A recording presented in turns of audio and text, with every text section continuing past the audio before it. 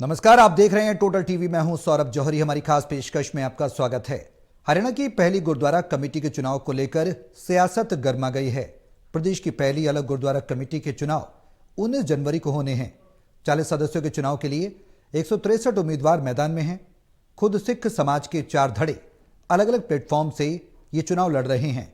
सोमवार को पानीपत आए शिरोमणि अकाली दल आजाद के नेता बलजीत सिंह दादूवाल ने नारा दिया कि सिख संगत को पंजाब और हरियाणा के बादलों को नकार कर अपने स्टेट की कमेटी बनानी है, जो गुरु घरों की पवित्रता संभाल सके, सेवा कर सके। हरियाणा के गुरुद्वारा चुनाव में झंडा, नलवी, बादल और आजाद मोर्चा के आने से माहौल और भी गर्मा गया है। हरियाणा गुरुद्वारा कमेटी का चुनाव क्या हरियाणा बना पंजाब बन चुका है, ये सवाल है।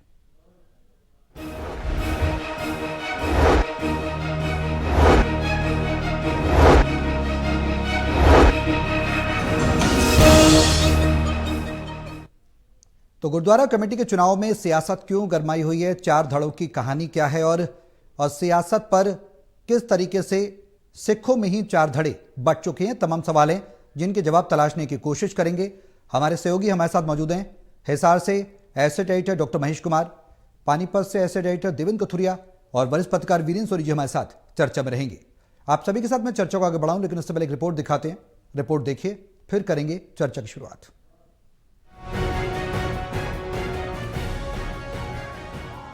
गुरु साहिबान और उनके बताए रास्ते पर चलने वाले सिंह साहिबान। गुरु तो अब गुरु ग्रंथ साहब हैं और गुरु घर की सेवा और संभाल के लिए सिंह साहिबान हरियाणा की अलग गुरुद्वारा कमेटी के चुनाव लड़ रहे हैं। इसी हफ्ते 19 जनवरी को प्रदेश की अपनी अलग गुरुद्वारा कमेटी के लिए वोटिंग होनी है। यहाँ पहली बार बन रही कमेटी के चुनाव में अलग अलग धड़ों के सिख नेता और साहिबान उम्मीदवार बने हुए हैं। प्रदेश में चुनाव से 40 सदस्य चुने जाने हैं। उम्मीदवार 163 हैं, जिनमें 100 निर्दलीय उम्मीदवार हैं। सारी संगत जानती है, दूसरे भी जानती है तो मैंने भी जानती है। तो मैं ज्यादा बिच ना रंगा होया, मैं बेनती करांगा कि दादूवाल साहब आके जिन्होंने सुनने वास्ते असीं खड़े होए हां, उन्हां दी गल असीं सुणीए। वाहिगुरू जी का खालसा, वाहिगुरू जी की फतेह। गौरतलब है कि हरियाणा में अलग अलग सिख धड़े चुनाव लड़ रहे हैं। वार्ड 25 कालावाली सिरसा से चुनाव लड़ रहे बलजीत सिंह दादूवाल पानीपत की सिख संगत से वोट की अपील करने आए। इनका आरोप है कि हरियाणा की अलग कमेटी का संघर्ष करने वाले जगजीत सिंह झींडा सुखबीर बादल की गोद में बैठ गए हैं, जिनके कब्जे से प्रदेश के सिखों ने गुरुद्वारे आजाद करवाए हैं। गुरमुख प्यारियों में बेनती करा, एको एक वाहद बलजीत सिंह दादूवाल दास तुहाडे चरनां 'च खड़ा। पहला सारियां संघर्ष कीता, पर जदों हरियाणा कमेटी बनी 2014 च हुड्डा सरकार ने बनाई, उस तो बाद जे हरियाणा कमेटी लई किसी ने जेल कट्टी, मुकदमे झले ते कला बलजीत सिंह दादूवाल आ, जिन्हों बादलों ने गिरफ्तार करके फरीदकोट की जेल च बंद करता। गौरतलब है कि बलजीत सिंह दादूवाल ने खुले आरोप लगाए कि शिरोमणि अकाली दल बादल ने गुरुद्वारों पर हमेशा राज किया है, मालिक बनकर बैठे रहे। झींडा भी गुरुद्वारों का खजाना अपने और साथियों पर लुटाते रहे, पर हम सेवादार बनकर इन गुरुद्वारों की पवित्रता और कमाई को नेक कामों में लगाना चाहते हैं। एक मैंबर जिहड़ा अज जगदीश सिंह झींडा दे मोढियां ते सवार है, गुरु कीਆਂ गोलकां लुटण वाले। ਅਸੀਂ केवल गली बाती गल नहीं करते, सबूतां दे आधार नाल कुरुक्षेत्र जाओ, मुख दफ्तर चो रिकॉर्ड लो। जगदीश सिंह झींडा दे उस मैंबर अपार सिंह किशनगढ़ कोलों मैं गुरु की गोलक जिहड़े जमीन दे ठेके दे पैसे, कड़ा प्रशादियां रसीदां दे पैसे वो घर नूं लै गया सी। अपने संबोधन में बलजीत सिंह दादूवाल ने खुलासा किया कि उन्हें इंग्लैंड, अमेरिका, कनाडा और दूसरे मुल्कों में गुरुद्वारों में की गई उनकी सेवा और कामों के लिए सम्मानित किया है। इसलिए ये चुनाव पंजाब के बादलों और हरियाणा के बादलों के चंगुल से निकालने का चुनाव है। संगता था दे जथे गया कि बादल भजाओ, हरियाणा कमेटी बचाओ, और इत्थे आके ते सानू पानीपत च भी नारा देना पऊगा कि बादलों के जोटीदार भी भजाओ ते हरियाणा कमेटी बचाओ।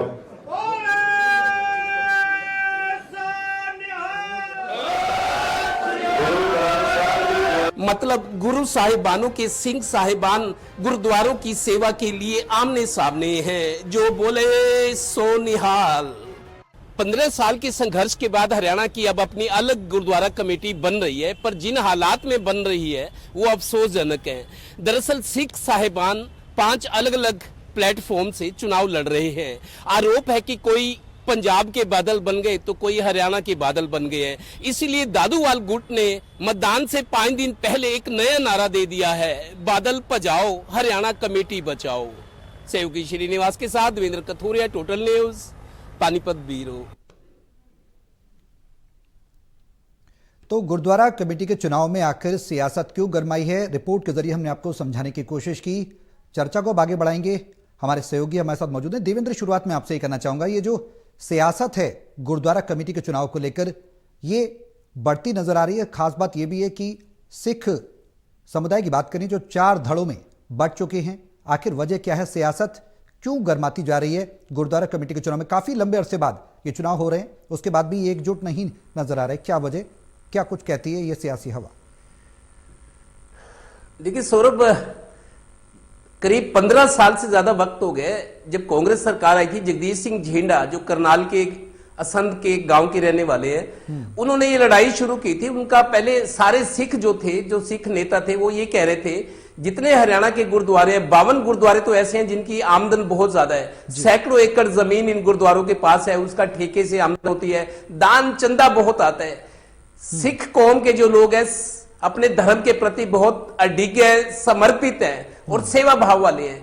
गुरुद्वारों में काफी पैसा दान से भी आता है, जो प्रॉपर्टीज है उनका किराया आता है। तो लगातार ये कहा जा रहा था कि जो एसजीपीसी है, जो शिरोमणि एक तरह से सिखों की पार्लियामेंट है, एसजीपीसी श्रोमणी गुरुद्वारा प्रबंधक कमेटी जो अमृतसर में है, वो श्रोमणी गुरुद्वारा प्रबंधक कमेटी जो है ज्यादातर श्रोमणी अकाली दल प्रकाश बादल साहब थे, उनके बेटे सुखबीर बादल हैं, उस राजनीतिक आउटफिट के तहत रही है, उससे जुड़ी रही है। तो यही वजह है कि एक आवाज उठी थी कि हरियाणा के गुरुद्वारों से बहुत आमदन है, लेकिन हरियाणा के गुरुद्वारों में जो रोजगार दिया जाता है, जो रागी जत्थे आते हैं, वो सारे पंजाब के होते हैं, लेकिन पैसा हरियाणा का होता है। तो पंजाब वाले जो एसजीपीसी वाले हैं या श्रोमणी अकाली दल जो राजनीतिक दल है, वो लोग हरियाणा की गुरुद्वारों का पैसा अपने यहां ले जाते हैं, जबकि यहां से कमाई का जरिया बनाया हुआ। इस तरह के आरोप लगे थे, आवाजें उठी, सालों तक संघर्ष चला। जगदीश सिंह झीडा, दीदार सिंह नलवी, कुछ और नेता थे, उन्होंने संघर्ष किया। 2014 में जब कांग्रेस सरकार जा रही थी तो उस वक्त एक एडहॉक कमेटी का गठन हुआ, क्योंकि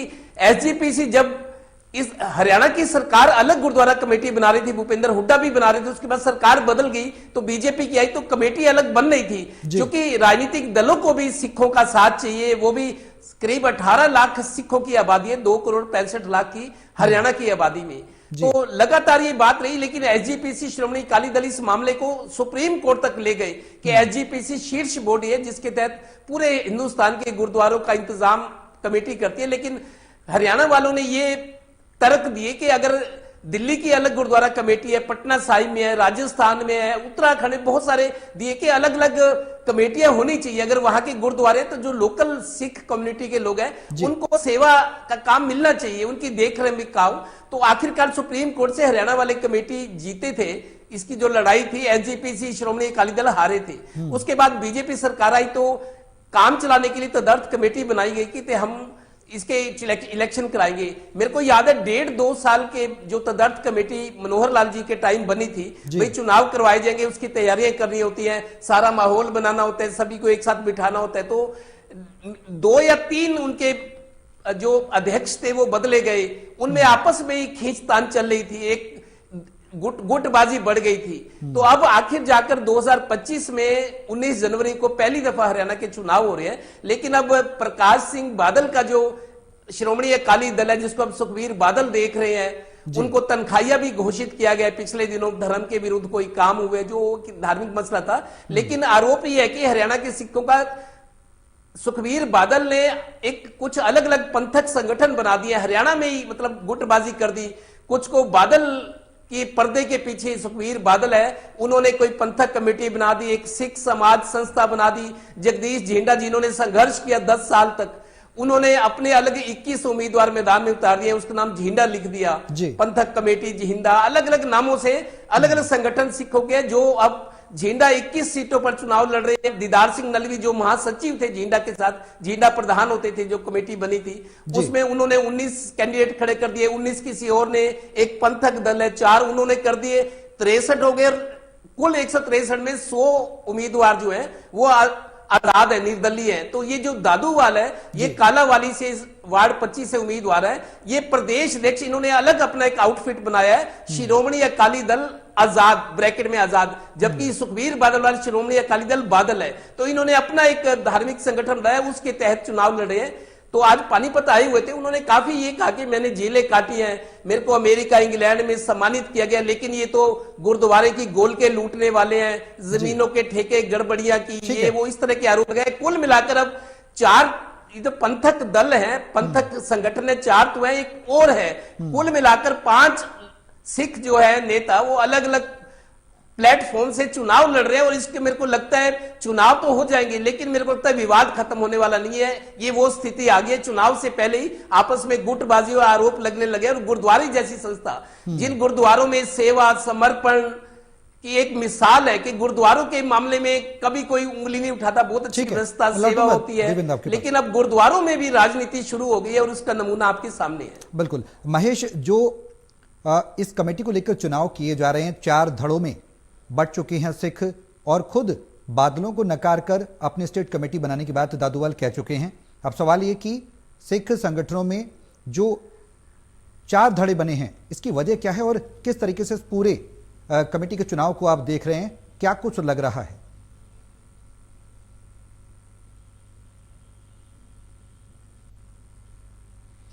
देखिए, इस सवाल के पीछे जो मूल सवाल है वो दरअसल ये है कि हरियाणा के अंदर अलग सिख गुरुद्वारा प्रबंधक कमेटी की जरूरत आखिर क्यों महसूस की गई। दरअसल यहाँ पर आर्थिक फैक्टर्स जरूर गिनवाए जा रहे हैं कि यहाँ पर आमदनी थी, उसके अलावा जो अलग अलग गुरुद्वारे थे वो काफी ज्यादा आमदनी पैदा कर रहे थे, हरियाणा का जो पैसा है वो पंजाब में जा रहा था, इसके फाइनेंशियल फैक्टर्स हो सकते हैं। लेकिन उससे भी बड़ा जो फैक्टर था वो दरअसल ये था कि राजनीति में सीधा हस्तक्षेप पंजाब का हरियाणा की राजनीति में देखने को मिल रहा था। और पंजाब की राजनीति का भी जिक्र करें तो यहाँ पर बादल परिवार जिस तरीके से पंजाब में जब सत्ता पर काबिज था तो पूरा एक वर्चस्व जो है वो देखने को मिल रहा था। और धार्मिक पंथक कह सकते हैं कि जो समाज है वो भी कहीं ना कहीं बादल परिवार के साथ बेहद नजदीक उन्हें माना जा रहा था। और उन्हीं के हिसाब से, यानी बादल परिवार के हिसाब से ही जो राजनीति का ध्रुवीकरण है वो करने की कोशिशें की जाती थी। बादल परिवार जब पंजाब में लंबे अरसे तक पंजाब की राजनीति पर काबिज रहा, उसी वक्त जो है हरियाणा की राजनीति में इनडायरेक्ट जो इंटरफेरेंस है वो, चाहे प्रकाश सिंह बादल की बात की जाए, सुखबीर बादल की बात की जाए, जबरदस्त जो इंटरफेरेंस है वो महसूस किया जा रहा था हरियाणा की राजनीति में। जब भी हरियाणा प्रदेश में चुनाव आते उसके फैसले जो है पंजाब में किए जाते और खासकर बादल परिवार के पास सहयोग और समर्थन के लिए लोगों को जाना पड़ता। उसी परिस्थिति को बदलने की कोशिश यहाँ पर भूपेंद्र सिंह हुड्डा की सरकार ने ये कोशिश की गई थी। उसके बाद भारतीय जनता पार्टी को भी लगने लगा कि ऐसा क्यों है कि हरियाणा में चुनाव हो तो पंजाब से सहयोग और आशीर्वाद की जरूरत पड़ती है। तो ऐसे में जो बादल था डायरेक्ट और इनडायरेक्ट उसे खत्म करने की कोशिश की गई। उसके बाद जो 2 अलग अलग ध्रुवीकरण यहां पर बने। एक जो संगठन था जो बादल परिवार की इनडायरेक्ट पॉलिटिक्स को आगे बढ़ा रहा था, दूसरा वो संगठन जो कि सरकार द्वारा समर्थित था। पहले भूपेंद्र सिंह हुड्डा और उसके बाद भारतीय जनता पार्टी से समर्थन जिन लोगों को मिल रहा था वो दरअसल 2 खेमों में बटे हुए नजर आए। और दोनों खेमों में जो लोग सेट नहीं हो पा रहे थे, चाहे वो बादल परिवार के एफिलिएशन की बात थी और चाहे भारतीय जनता पार्टी से नजदीकियों की बात थी, तो ऐसे संगठन यहाँ तीसरे संगठन के रूप में छिटकते हुए नजर आए, एक अलग ग्रुप तैयार करते हुए नजर आए। तो यकीनन ये बात कही जा सकती है कि सबके पीछे राजनीति थी और राजनीति में पंजाब के हस्तक्षेप और खासकर बादल परिवार के हस्तक्षेप को खत्म करने की कोशिश, जो सरकार के साथ नहीं जा पाए, जो बादल परिवार के साथ नहीं रह पाए, उन लोगों ने एक नया प्लेटफॉर्म यहां पर खड़ा करने की कोशिश की। और यही वजह है कि एक के बाद 2 संगठन और 2 के बाद 4 संगठन यहां पर देखने को मिल रहे हैं। वीरेन जी, जो 4 संगठन का जिक्र हम लगातार चर्चा में कर रहे हैं, आखिर सवाल यही कि इसकी जरूरत क्यों पड़ी? अपने वर्चस्व की लड़ाई थी क्या? इसे इस तौर पर देखा जाए कि वर्चस्व की लड़ाई है और उस वर्चस्व को स्थापित करने के लिए ये 4 धड़ों में सिख जो संगत है वो बढ़ चुकी है? देखिए, सिख संगत तो नहीं बटी, जो पदाधिकारी हैं, जो नेता है, जिन्हें नेतागिरी चाहिए, देखिए, जिसने सेवा की है उसे कोई मतलब नहीं, अधिकारी है, बिल्कुल। श्रद्धालु है, उसे कोई मतलब नहीं है, क्योंकि और जो सेवादार है जिसने गुरुद्वारों की सेवा कम से सेवा, उसने ये नहीं देखा कि इसका कौन करता है, इसका प्रधान कौन है, उससे सरोकार नहीं है। लेकिन यहाँ तो देखिए, दिल्ली के बाद हरियाणा जो बना है गुरुद्वारा, उसके बाद जो भी यहाँ के नेता की होड़, उसके ये वर्चस्व महत्वाकांक्षाओं को है। और ये देखिए, बिल्कुल निश्चित तो भूपेंद्र के कार्यकाल की मनोहर लाल ये बिल्कुल कह रहे थे, ठीक है, उसके बाद जो है आपसी टकराव और एक बात में स्थिति नहीं हो पाई, बार बार मनोहर लाल के मतभेद आते रहे, बदलते रहे, पदाधिकारी बदलते रहे। तो अब जो बनेगा निर्वाचित, जब ये 3 लाख वोटर है, इस समय 3 लाख वोटर है और 4 वार्ड है, जो इनके पदाधिकारी चुने जाएंगे वो कार्य करते रहेंगे, सेवा करते रहेंगे। देखिए, इसके धार्मिक देखिए, जो गुरुद्वारों की कमाई है वो यहाँ के लोगों को धर्म शिक्षा का प्रचार भी होगा, गुरुद्वारा के जो ऐतिहासिक गुरुद्वारे हैं, देखिए जो कुछ गलत है, जो ऐतिहासिक जो दूसरे गुरुद्वारे सभाओं के बिरादरी के समाज के, उनका नियंत्रण एसजीपीसी के पास नहीं है। और कई अधिकारी ऐसे हैं चुनाव लड़ रहे हैं, वो एसजीपीसी के भी जुड़े हुए हैं और यहाँ भी हरियाणा से भी चुनाव लड़ रहे हैं। तब वो दोनों हाथ में जी, आपकी वॉइस थोड़ी हम तक क्लियर नहीं आ पा रही है, मैं आपको क्षमा के साथ रोकना चाहूंगा। आपकी वॉइस सर क्लियर नहीं आ रही है। देवेंद्र, ग्रुप 4 होने के बाद क्या ये माना जाए कि हरियाणा में अब जो अपने अपने वर्चस्व का जो चुनाव है वो लड़ा जा रहा है, और क्या इसे इस तरह से देखा जाए कि अब पलड़ा किसका भारी होगा, ये भी अब देखने वाली बात होगी, कहा जा सकता है?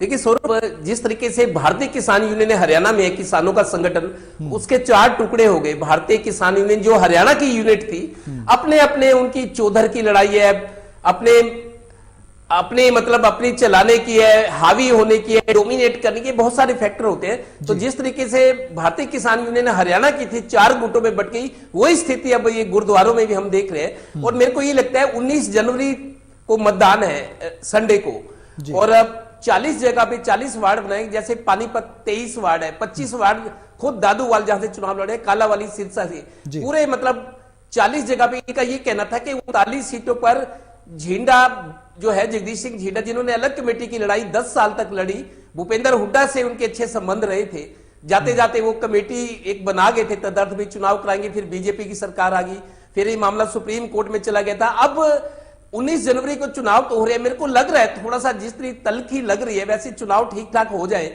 लेकिन जब कमेटी बनेगी मेरे को लगता है 4 धड़े हैं इनके, अलग अलग चुनकर जब मेंबर आएंगे तो उस स्थिति क्या बनेगी, मेरे को लगता है आगे चलकर दिक्कत और आने वाली है। चुनाव खत्म होने के बाद 19 जनवरी को वोटिंग हो जाएगी, गिनती तत्काल होगी, तो उसमें जब ये कमेटी बनेगी, जो कमेटी बनेगी गुरुद्वारों की देखरेख, सेवा के लिए, संभाल के लिए, उस कमेटी में अलग अलग गुटों के लोग होंगे। वही खींचतान या मैं नहीं कहता हॉर्स ट्रेडिंग होगी, लेकिन निष्ठा बदलने की पूरी आशंका मेरे को नजर आ रही है। आगे चलकर दिक्कतें बढ़ने वाली है और ये एक बड़ा चैलेंज होगा। और इसमें जो सिख राजनीति है, देखिए जो राजनीतिक दल है, चाहे इनेलो है, इनेलो का सिखों पर जो खासतौर पे गांव के हैं जी, गांव के जो सिख डेरों में रहते हैं या गांव में रहते हैं, इनेलो ने कभी सिख जो थे इनेलो के साथ काफी जुड़े रहे थे, चौधरी देवीलाल के टाइम, ओम प्रकाश चौटाला, फिर भूपेंद्र हुड्डा के साथ, जैसे हमने देखा ये गुरनाम सिंह चढ़ूनी है या खुद झींडा है, इनके संबंध अच्छे थे कांग्रेस। उसके बाद बीजेपी सरकार आई तो बीजेपी वालों ने इन पर डोरे डाले, मनोहर लाल जी से अच्छे संबंध रहे, इन्होंने तदर्थ कमेटी बना दी कि आपके चुनाव कराएंगे, मामला सुप्रीम कोर्ट तक गया। तो राजनीतिक दलों को भी सिखों की जरूरत है, क्योंकि करीब 18 लाख की आबादी है हरियाणा की, 2 करोड़ 65 लाख की आबादी में, तो सिख वोटर्स भी हैं। और दूसरा जो गुरुद्वारों पे मतलब समाज का एक अहम एक हिस्सा है सिख जो है, तो राजनीतिक दल भी संबंध चाहते हैं और ये लोग भी जो नेता होते हैं सिखों के, ये बड़े नेताओं से, पार्टियों से अपने ताल्लुक रखते हैं क्योंकि इनके अपने भी इंटरेस्ट होते हैं। तो कुल मिलाकर अब 4 धड़ों में ये चुनाव हो रहा है और तलखी है, चारों धड़े एक दूसरे पे आरोप लगा रहे हैं। 19 जनवरी को वोटिंग है,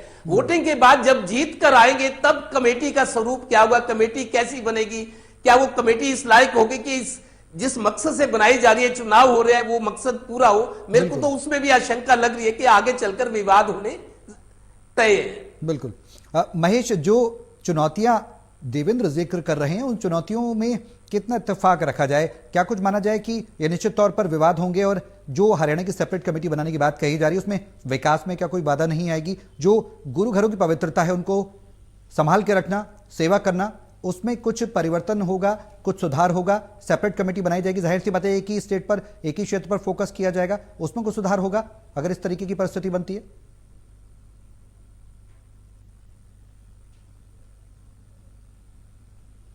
देखिए, जिक्र यहाँ पर किया जा रहा था कि चौटाला परिवार का नजदीकी संबंध सिख वोटर्स से था, लेकिन यहाँ पर ये खास बात भी मद्देनजर रखनी जरूरी है कि पगड़ी बदल भाई यहाँ पर कहा जाता था बादल परिवार और चौटाला परिवार को, और यहाँ तक कि सरदार प्रकाश सिंह बादल और ओम प्रकाश चौटाला मिलकर राजनीति करते रहे, और इंडियन नेशनल लोकदल बाकायदा उन्हें गठबंधन में एक सीट, जो सीमावर्ती सीट हुआ करती, डबवाली की सीट जो है, या उसके सीमावर्ती इलाकों का जो राजनीतिक वर्चस्व है, वो कहीं ना कहीं इंडियन नेशनल लोकदल जो है श्रोमणी अकाली दल बादल को दिया करती है, और गठबंधन में एक सीट बाकायदा बादल परिवार को दी जा करती थी। चौटाला राज में लगातार इस तरह की राजनीति हमने देखी है। तो यकीनन यहाँ पर सिखों की राजनीति दरअसल बेहद महत्वपूर्ण इसलिए भी हो गई है क्योंकि जिस तरीके से पंजाब में किसान आंदोलन को आगे बढ़ाया गया, उसके बाद हरियाणा के लोगों ने बीते 13 महीनों के किसान आंदोलन के दौरान जो तस्वीरें हमने देखी, चाहे उत्तर प्रदेश के किसान उसमें शामिल हुए, लेकिन जो मूल रूप से किसान आंदोलन के लिए आगे बढ़े वो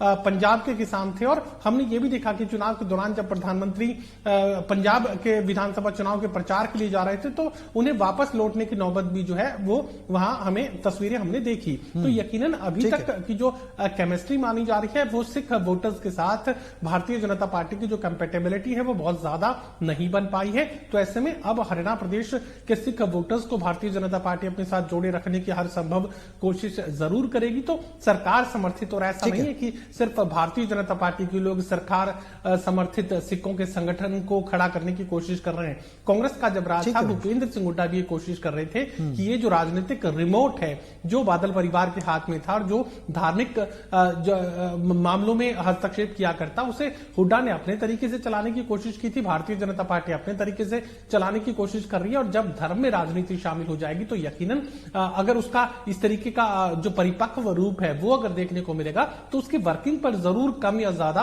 अफेक्ट, नेगेटिव अफेक्ट जरूर पड़ेगा। इस बात से इनकार नहीं किया जा सकता। वीरेंद्र जी, क्या अब ये मान लिया जाए कि धर्म में अब राजनीति नहीं होगी? हरियाणा सेपरेट कमेटी का चुनाव जो हो रहा है, गुरुद्वारा प्रबंधक कमेटी का, उसमें अब बहुत ज्यादा राजनीतिकरण देखने को नहीं मिलेगा, जिसका जिक्र महेश कर रहे हैं? संक्षेप में सर। देखिए, राजनीति तो रहेगी जो अध्यक्ष बनेगा उसे सरकार साल में आना ही पड़ेगा, और उसके बिना ये संभव नहीं। और सबसे ज्यादा जो वोट हैं वो हिसार में है, मतलब 8 वार्ड हैं वो हिसार, तो इसके बाकी कुल मिला के देखा जाए तो उन्हें सरकार के साथ बिठाना पड़े, सरकार का जी।